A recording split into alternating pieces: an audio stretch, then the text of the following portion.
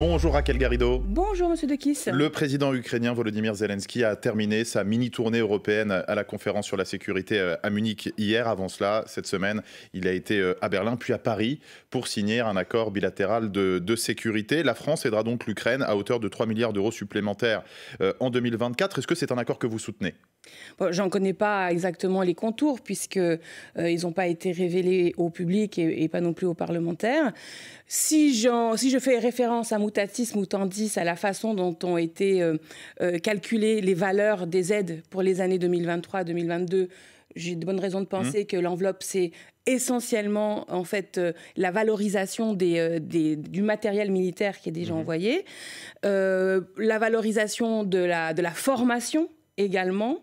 Et je sais, alors ça pour le coup, parce qu'on ne l'a pas voté à cause du 49.3, mais c'est quand même passé sous les yeux des députés, il y a, on va dire, du cash frais dans le cadre de la... Et de l'aide humanitaire aussi un petit peu. Oui, la facilité européenne pour la paix, de l'ordre de 150 millions d'euros. Je suis allée vérifier combien il y avait. Alors, vous avez dit au détour de votre première réponse que justement les parlementaires n'ont pas été consultés. Cet accord a été signé sans vous consulter. Vous auriez préféré que ça le soit? Vous demandez à ce que ça le soit à l'avenir, que vous puissiez valider? D'une manière générale, il me semble que ce serait de meilleure politique que la doctrine militaire globalement, voilà, tout ça, ce soit quelque chose de validé démocratiquement par les Français eux-mêmes et évidemment à travers leurs parlementaires. Il y a eu un exercice de transparence, entre guillemets, si j'ose dire, à l'automne, par un rapport qui a été mené par nos collègues Negelen et Royer, pardonnez-moi, il va me pardonner, j'ai oublié son nom de famille, et qui avait effectivement estimé donner une valeur pécuniaire à l'aide. Mais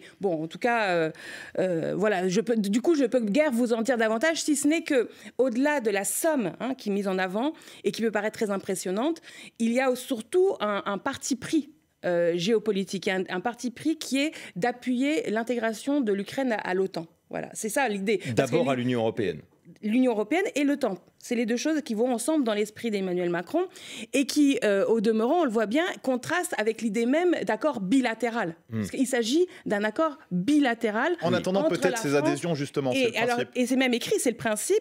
Le temps de l'adhésion, qui aurait une durée de 10 ans, quand même, engager la France pour 10 ans, quand même, dans son coin, je trouve ça quand même assez cavalier de la part du président. Mais surtout, avec cette idée que l'inclusion de l'Ukraine à l'OTAN favoriserait la paix pour les Français et les Européens, alors que c'est faux. L'existence de l'OTAN n'a absolument pas empêché la guerre actuelle et le fait que la Russie envahisse l'Ukraine. Vous parliez de l'Union européenne. Est-ce que vous êtes favorable à ce que l'Ukraine intègre l'Union européenne? C'est pas pour tout de suite, vous l'avez dit vous-même d'ailleurs, mais est-ce que vous y êtes favorable? Absolument pas, absolument pas. D'abord, nous sommes encore en train de payer aujourd'hui les pots cassés de la dernière vague d'intégration. Rappelez-vous les 10 entrants des pays de l'Est. L'Ukraine aujourd'hui, et le salaire moyen, c'est 140 euros. L'importation de poulet ukrainien a été multipliée par 4 dans la période récente en France. C'est la fin de l'agriculture française. Enfin, on ne peut pas aborder ces sujets-là de façon légère et encore une fois, de façon unilatérale. Ce sont les Français eux-mêmes qui doivent décider si oui et dans quelles conditions ils adhèrent à des traités internationaux, même européens. On ne comprend pas bien comment vous, chez les Insoumis, vous feriez en sorte que l'Ukraine sorte de cette guerre. Parce que sur les livraisons d'armes, sur l'aide, vous ne nous aviez pas dit que vous étiez totalement contre, mais vous êtes contre une adhésion à l'OTAN, à l'Union européenne. C'est quoi votre solution? D'abord, il n'y a pas de lien de causalité entre les deux. Si vous voulez, si l'Ukraine était membre de l'OTAN, ça ne faciliterait pas pour autant la paix. C'est même plutôt l'inverse, puisque l'article 5 de l'accord de l'OTAN crée une obligation de solidarité. Tous les membres de l'OTAN. Nous deviendrons co-belligérants. Il y a peut-être cette idée que Vladimir Poutine n'aurait pas attaqué un pays de l'OTAN. C'est ça qui est dit en creux et qui soutient l'idée d'une adhésion de l'Ukraine à l'OTAN. Ça, vous n'y croyez pas? Je ne sais pas. Je pense qu'on a longtemps vu le monde avec les yeux de la guerre froide, en pensant qu'il y avait une latéralité qui expliquait la marche du monde. En fait, la guerre entre la Russie et l'Ukraine montre que non.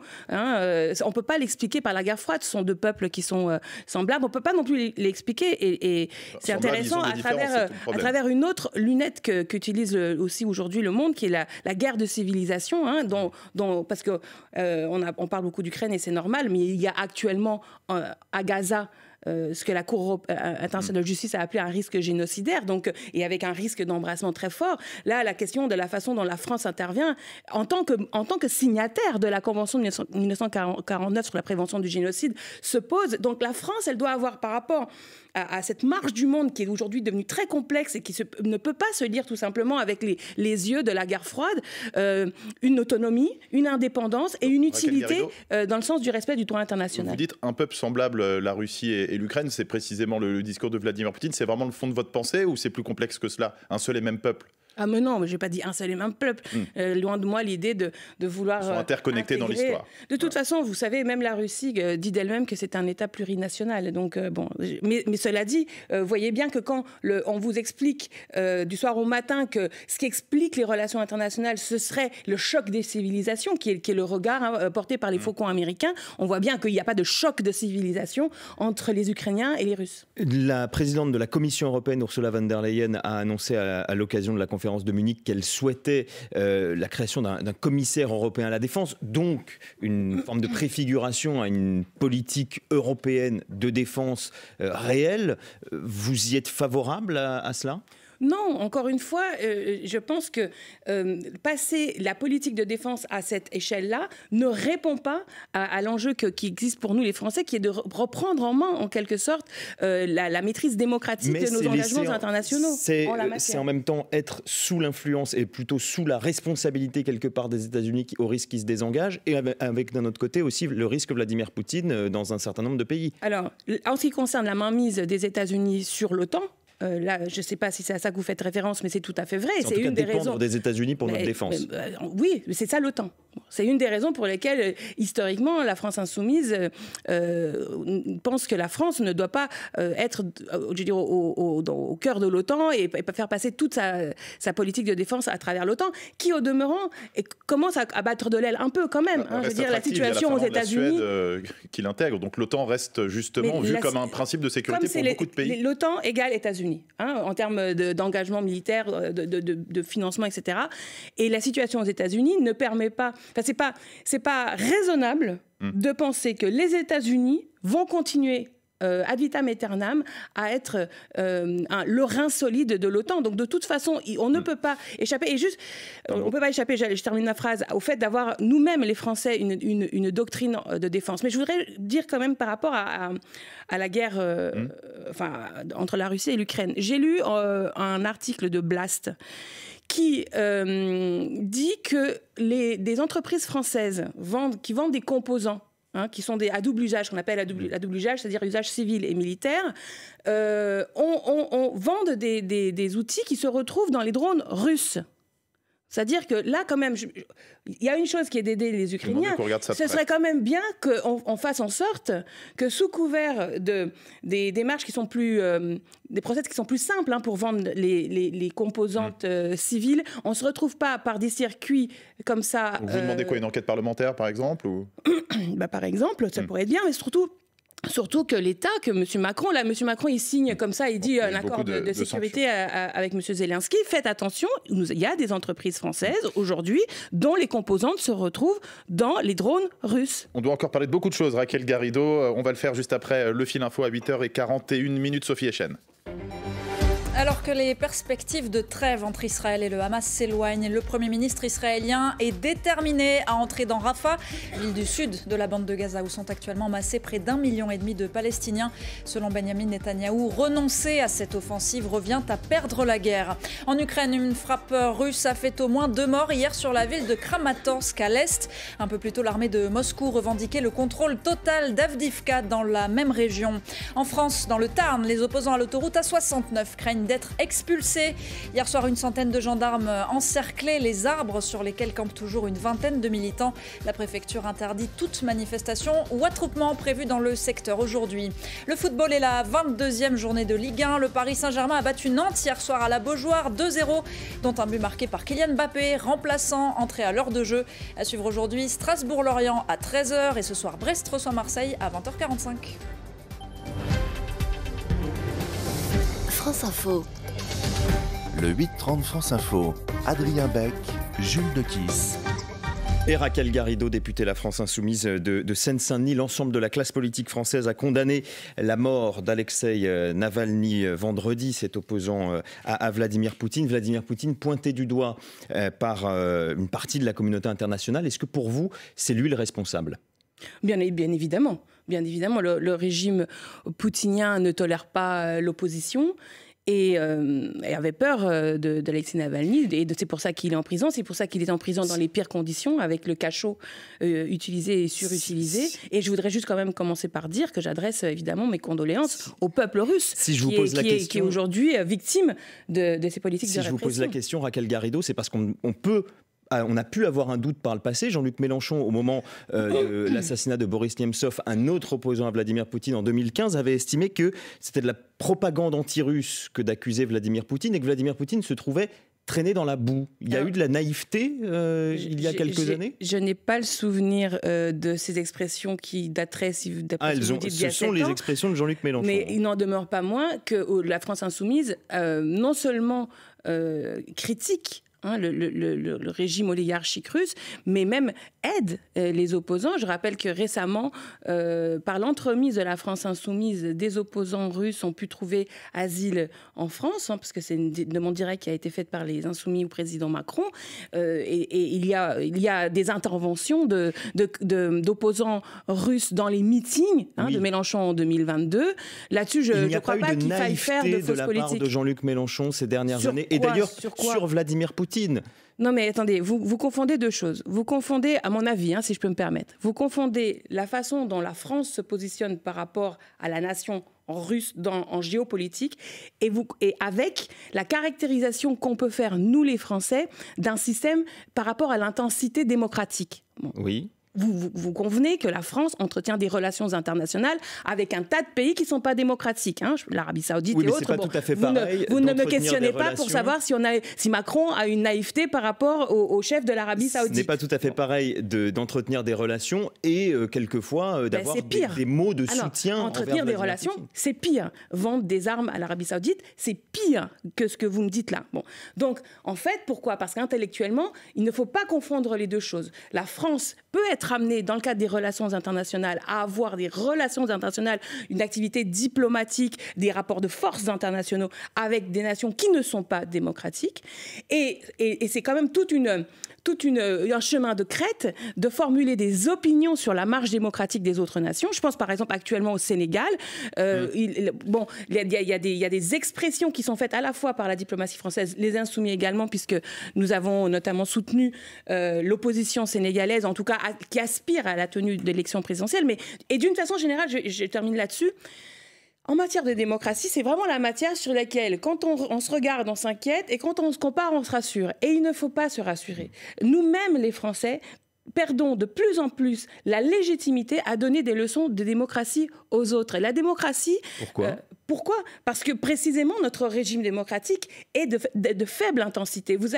Quand vous avez le budget qui est adopté par 49.3 systématique, quand vous avez une loi comme la loi retraite qui est adoptée par 49.3, quand vous avez la répression qui est tout à fait arbitraire... C'est pas tout à fait pareil que d'emprisonner des opposants quand même. Évidemment, ça n'est pas pareil. C'est pour ça que précisément je dis attention.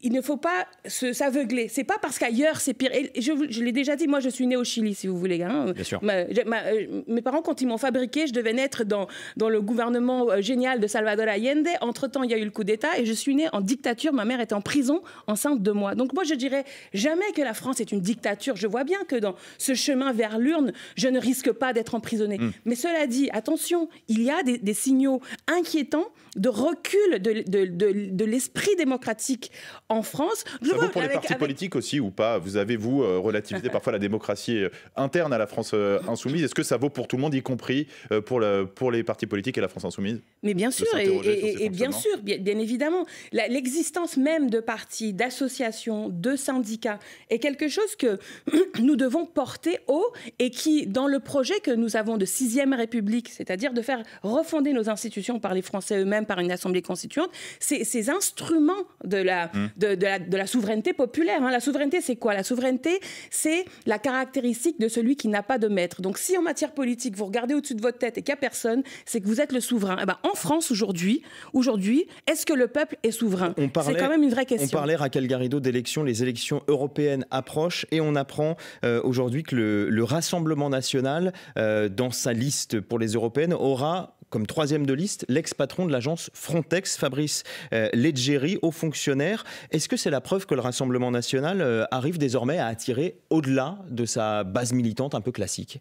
Non, cela prouve surtout que sa base classique, précisément, est construite sur ces politiques qui sont en fait des nécropolitiques. Frontex a été qualifié de nécropolitique. Pourquoi? Parce que c'est le pari qu'en laissant mourir les gens en Méditerranée, ça va avoir un effet dissuasif pour ceux qui envisagent la traversée. Donc, c'était ça Frontex. C'est ça Frontex encore. Ça a un peu changé récemment parce que justement, c'est plus ce légérie. Et vous savez, c'est terrible parce que on parle beaucoup de ces dizaines de milliers de morts en Méditerranée et puis on se dit, mais qui sont ces bureaucrates gris qui sont derrière et qui prennent ces décisions-là? Ben, ça y est, on a un nom. On a un visage, l'égérie. Et moi, si j'étais Jordan Bardella, je serais absolument pas fière de mettre en avant ce personnage qui a la mort de milliers de personnes sur les mains et qui, en plus, qui a aussi un échec, parce que pour le coup, il comptait aller où ce Leggeri en tant que chef de Frontex? Passer de 20 000, 30 000, 40 000, 50 000 morts en Méditerranée, ça fait quoi? En quoi ça empêche finalement les gens de quand même entreprendre le voyage? Donc c'est un échec de leur politique nécropolitique et franchement, au contraire, je trouve que ça révèle une espèce de rétrécissement sur des sujets qui sont toxiques. Une question très rapide, Raquel Garrido, parce qu'il nous reste très peu de temps. Un compagnon de route de la gauche et en particulier de la France insoumise, mise en cause pour viol et agression sexuelle. C'est Gérard Miller. Plus d'une quarantaine de femmes ont témoigné contre lui. Vous le connaissez. Est-ce que vous avez, ces dernières années, remarqué parfois une attitude problématique, en particulier à l'endroit de jeunes femmes? Non, jamais. Je voudrais dire, cette affaire, évidemment, m'a saisie en tant que femme, en tant que militante de gauche, en tant qu'aussi amie de Gérard Miller et de sa famille. Et vous savez, moi, j'ai beaucoup appris avec l'expérience autour d'Adrien Quatennens. En fait, ce qui est difficile en matière de violence sexiste et sexuelle, c'est pas de la dénoncer quand c'est chez les autres. Quand c'est dans les autres partis, quand c'est dans les autres sphères politiques. Ce qui est difficile, c'est quand c'est chez soi. Pourquoi? Parce que ça crée le conflit de loyauté. On dit aux femmes, mais attends, si tu le dénonces, alors tu vas nuire à l'image de ton parti, ou de ton entreprise, ou de ta rédaction, etc. C'est dans toutes les sphères. Vous avez l'impression que là, c'est difficile? Donc, bien sûr que c'est difficile. Bien sûr que c'est difficile. Et ça me renvoie, moi, comme militante, comme vieille militante, parce que ça fait quand même plus de 30 ans que je milite, et j'ai été jeune militante, à quelque chose qui m'a longtemps pas choquée, et puis un jour j'ai compris que c'était choquant. C'est la façon dont, dans les partis, des hommes plus âgés, plus capés, utilisent leur magistère comme forme de séduction. Font entrer leur magistère dans le rapport de séduction. Et je l'ai vu je l'ai même subi, je vais vous dire, en tant que jeune militante. Donc ça, c'est quelque chose qui était à l'époque, déjà dans les années 90, ni moralement répréhensif, ni pénalement répréhensif. Ça ne l'est toujours pas. Merci mais je beaucoup. le dis, moi. Comme disait Camus, un vrai homme s'empêche. C'est ça, en fait. C'est quand on a du pouvoir, il faut ne pas l'utiliser. Et c'est peut-être ça l'enseignement principal de ce que je peux lire à ce jour sur la question de Gérard Miller. Merci beaucoup, Raquel Garrido, députée La France Insoumise de Seine-Saint-Denis, invitée du 8h30 de France Info. 8h51, c'est l'heure du fil info. Sophie Echen.